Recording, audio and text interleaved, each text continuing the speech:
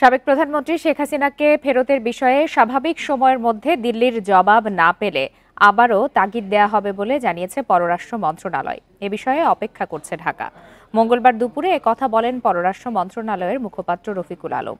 ছাত্র জনতার ব্যাপক আন্দোলনের মুখে গত 5 আগস্ট বাংলাদেশ থেকে পালিয়ে ভারতে আশ্রয় নেন সাবেক প্রধানমন্ত্রী এবং আওয়ামী লীগের সভানেত্রী শেখ হাসিনা। তাকে ফেরত দিতে ইতোমধ্যে নয়াদিল্লিকে চিঠি দিয়েছে ঢাকা। নয়াদিল্লি সেই চিঠির প্রাপ্তি স্বীকারও করেছে।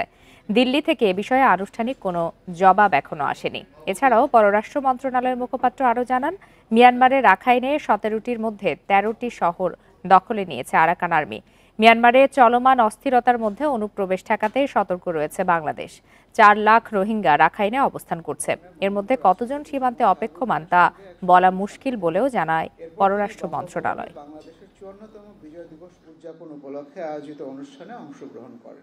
গতকালকে এই কূটনৈতিক পত্রটা হস্তান্তর করা হয়েছে এবং এখন পর্যন্ত আমাদের জানা মতে সরকারি চ্যানেলে আমরা কোনো উত্তর পাইনি।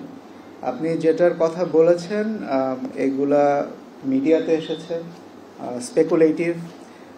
এই মুহূর্তে এটা নিয়ে কোনো মন্তব্য আমরা করব না, বরঞ্চ আমরা অপেক্ষা করব ভারত সরকারের উত্তরের জন্য।